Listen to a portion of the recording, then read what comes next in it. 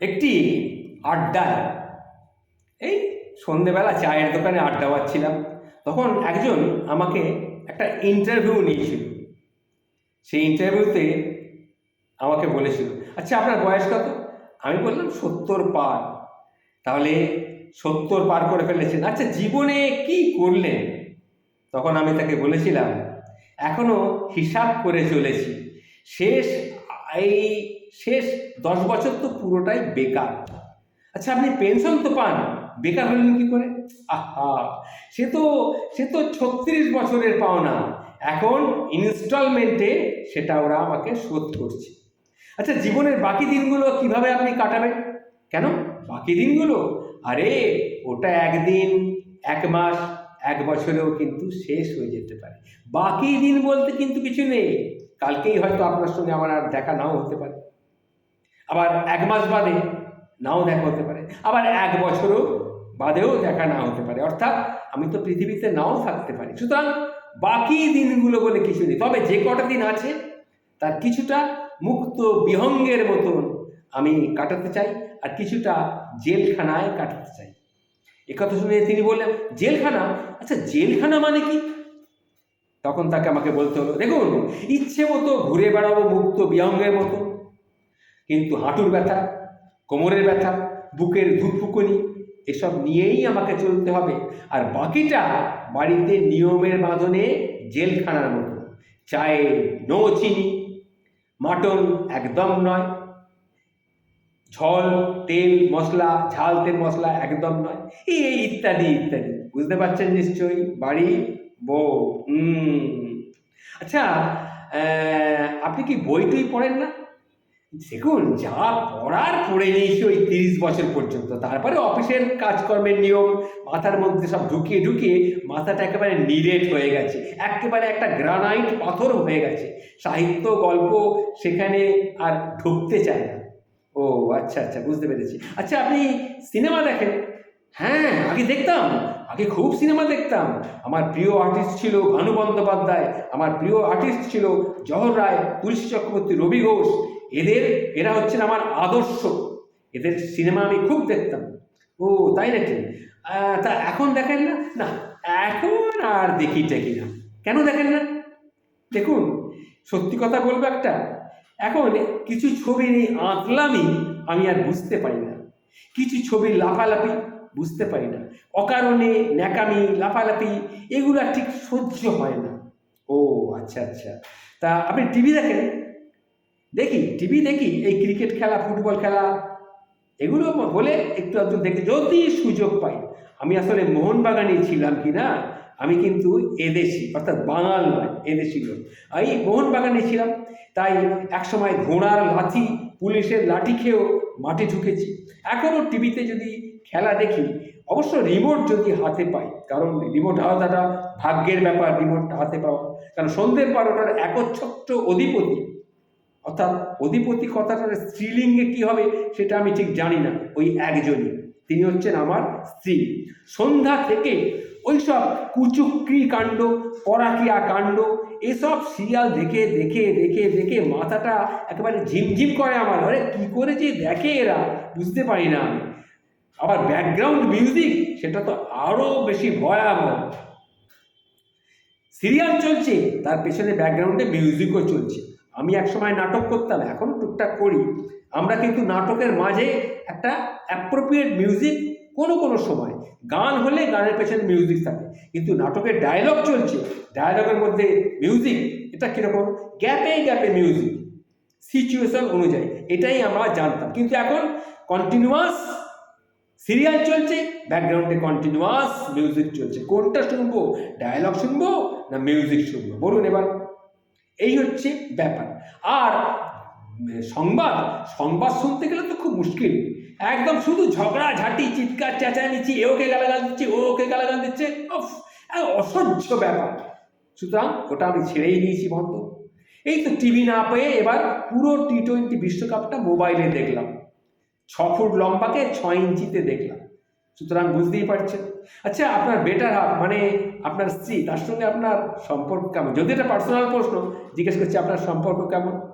দেখুন, সম্পর্কটা যে বয়সে এসে পৌঁছেছি, এখন বোঝা খুব দায়।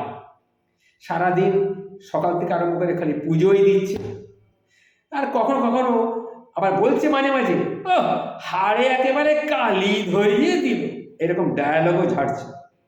ও আচ্ছা আচ্ছা, বুঝতে পেরেছি, এটা সবার সংসারই হচ্ছে। আচ্ছা, আপনার তো মোটামুটি এত বয়স হলো, আপনি কি আত্মসমীক্ষা করেন? আত্মসমীক্ষা তা কিছুটা বলতে পারেন। ভাবি, ভুল করে কত লোককে তো বাঁশ দিয়ে ফেলেছি, আবার কত লোকের কাছ থেকে বাঁশ খেয়েওছি। এমনিতে তো কারো ভালোর জন্যে কিছু করে যেতে পারলাম না, এই আর কি। আচ্ছা, আপনার অপছন্দের কিছু আছে কি? দেখুন, অপছন্দের একটা জিনিসই এখন আছে, যেগুলো আমি আগে ভাবতাম না। সেটা হচ্ছে এই নিজে, আমি জানি আমি বুড়ো হয়ে যাচ্ছি, বুড়ো হয়ে গেছি, কিন্তু নিজেকে বুড়ো ভাবতে কিন্তু আমার একটুও ভালো লাগে না। এই জন্যে বোধহয় যত বুড়ো হচ্ছি, বন্ধু বান্ধব ক্রমশ কমে আসছে, তাই আমি আর বুড়ো হতে চাইছি না। আমি এখন খুব ইয়াং ছেলেদের সঙ্গে মেলামেশা করি, বুঝতেই পারছেন কেন করি, আমি বুড়ো হতে চাই না। বুঝতে পেরেছি। আচ্ছা, দেশের জন্যে কি কিছু আপনার করতে ইচ্ছে করে? এই রে, এটা তো খুব এমন একটা সিরিয়াস প্রশ্ন করে ফেললেন। দেশের জন্য দেখুন, স্বাধীনতার বছর ছয়েক বাদে, 6 কি 7 বছর বাদে আমার জন্ম, সুতরাং পরাধীনতা কী জিনিস আমি বুঝতে পারিনি। আর দেশের স্বাধীনতার জন্য কিছু করার সুযোগ আর পেলাম কোথায়? সুতরাং তার আগেই তো আমার জন্মের আগেই দেশ স্বাধীন হয়ে গেছে। স্বাধীন পরাধীনের যে পার্থক্য, সেটা আর আমার এ জন্মে বোঝা হলো না। এটা আমার অপূর্ণই থেকে গেল এই শিক্ষাটা। দেখুন, আরেকটা প্রশ্ন করছি, এখন তো আপনার অঢেল সময়, দেশের উন্নতির জন্য তো কিছু করতে পারেন আপনি, এটা আপনি ঠিক বলেছেন। অনুপ্রাণিত লোকের কিন্তু অভাব নেই, এটার জন্য একবারে লাইন পড়ে গেছে। আবার কেউ কেউ পাঁচিলের ওপরে উঠে বসে আছে, তার সুযোগ এলেই সে টুক করে নেমে টুক করে ওপারে চলে যাবে, বুঝতে পেরেছেন? সুতরাং ওখানে চান্স পাওয়া, অর্থাৎ দেশের উন্নতি করার জন্য কিছু করার চান্স পাওয়া, এটা কিন্তু খুব মুশকিল। ভিড় ঠেলে এগিয়ে যাওয়ার ক্ষমতা এখন আর এই বয়সে আমার নেই। আর এখন যে অবস্থা, চারিদিক দেখে আমার মনে হচ্ছে, দেখুন, 7-5 না থাকাই ভালো, তাই নাকি? তাই বলে কিছু করতে ইচ্ছে করে না আপনার দেশের জন্যে? দেখুন, শিক্ষা দীক্ষা খুব একটা আহামরি নয়, শিক্ষা দীক্ষা খুব একটা আহামরি নয়, বড়দের পড়ানোর মতো জ্ঞানগম্যি আমার নেই, কিন্তু বাচ্চাদের আমি পড়াতে পারি। মাঝে মাঝে আগে বাচ্চাদেরও পড়িয়েছি একটু অক্ষর জ্ঞান দিয়ে, এবং তাদের পড়ানোর সময় তাদের যে চোখে আনন্দ, সেটা দেখে আমার খুব ভালো লেগেছে। আর বাচ্চাদের সঙ্গেও আমার খুব ভালো লাগে। তবে বুড়োদের কাছে এ ধরনের ছাত্র কেউ পাঠায় না, জানেন? কারণ বুড়োদের কাছে কেউ ছাত্র পড়াতে যায়, বাচ্চা পড়ায়, ভাববে ওই বুড়ো ও আদর দিয়ে ওই বুড়ো আমার ছেলেটাকে বাঁদর বানিয়ে দেবে, তাই? আচ্ছা, কারণ কি, আমি তো পুরাতনপন্থী, ওই আদর দিয়ে বাঁদর বানিয়ে দেবে। আচ্ছা, এখন কিছু আপনার লিখতে ইচ্ছে করে না? লিখতাম একসময়, বুঝলেন তো, একসময় লিখতাম, এই জমা খরচ এই সমস্ত করে লিখতাম। আর বাকি সাহিত্যিক করে, বাবা ও সাহিত্য আমার দ্বারা হবে না, ওটা করতে গেলে আবার এলএম লাগে, সবাই সাহিত্যিক হতে পারে না, ওটার জন্যে এলএম দরকার। 2 লাইন কষ্ট করে হয়তো একটা ছড়া লিখতে পারি, এক সহকর্মী বন্ধুর 4 লাইনের আধুনিক কবিতা শুনে আমি একবার অনুপ্রাণিত হয়ে চেষ্টাও করেছিলাম, কিন্তু পরের ঘটনাটা আর না বলাই ভালো, বুঝতে পেরেছেন? ছোটবেলাটাকে কি আপনি খুব মিস করেন? হ্যাঁ, এটা আপনি ঠিক বলেছেন। আমার ছোটবেলাটা কিন্তু আমি খুব বেশি মিস করি। সেই বাবা প্যান্ট কিনে দিত পুজোর সময়, সেই প্যান্টটা কোমরে হতো না, রেডিমেড প্যান্ট তো কোমর থেকে অনেক বড়, পরে দড়ি দিয়ে বেঁধে প্যান্টটাকে বাঁধা হতো। আর 2টো বড় বড় পকেট থাকতো সেই হাফ প্যান্টে, তার মধ্যে পকেট ভর্তি কাঁচের গুলি নিয়ে পাড়ায় পাড়ায় খেলে বেড়াতাম পুজোর সময়। আবার বৃষ্টির সময় জল জমলে সেই ডোবায় নর্দমায় নেমে পড়তাম, গামছা দিয়ে মাছ ধরতাম। এই সমস্ত স্মৃতিগুলো এখন আমার খুব মনে পড়ে, কিন্তু কিছু করার নেই এখন, তখন আমি ছোট ছিলাম। আচ্ছা, এমনি আপনার সারা জীবনের ঘটনা বহুল জীবন, আপনার বুঝতেই পারছি, আপনার কোনো আক্ষেপ রয়েছে? না, আক্ষেপ তেমন কিছু না। তবে এখন এই মাংসের হাড় চিবোতে পারি না, দাঁতের অবস্থা খুব খারাপ, শক্ত কিছু খেতে পারি না। আর উল্টো পাল্টা খেতে ইচ্ছে করে, একটু তেল জাতীয় মশলা জাতীয় এটা ওটা খেতে, কিন্তু সে আর খেতে পারি না। কি করবো বলুন, এটা আমার একটা আক্ষেপ। আচ্ছা, এই বয়সে নতুন কিছু আপনার জানার ইচ্ছা হয় না? এটা আপনি একটা মারাত্মক কথা বলেছেন। এটা কি জানেন তো, জানার কি আর শেষ আছে? জানার কোনো শেষ নাই। জানতে জানতে যতই জানো, জানার কোনো শেষ নাই। আবার কেউ কেউ বলেন বেশি জানো না, জানতে জানতে কিন্তু জানোয়ার। এটা মাথায় রেখো। তবে বুঝলাম, বেশি জানলে কিন্তু ক্ষতি বেশি। আর বেশি কিছু লিখতে তো হয় না, এখন আর কিছু লিখি না। পরীক্ষায় আমার বেশি জানার দরকার নেই, কারণ আমি তো আর পরীক্ষা দেবো না।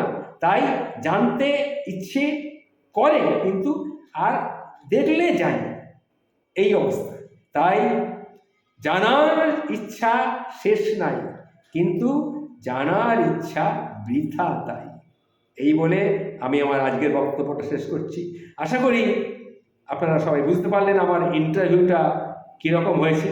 এই ইন্টারভিউ আপনি যদি দিতে পারেন ঠিকমতো করে সকলের সামনে, দেখবেন বিশেষ করে বয়স্ক মানুষদের জন্যই এগুলো বলা, আপনারা আনন্দ পাবেন। নমস্কার, ভালো থাকবেন।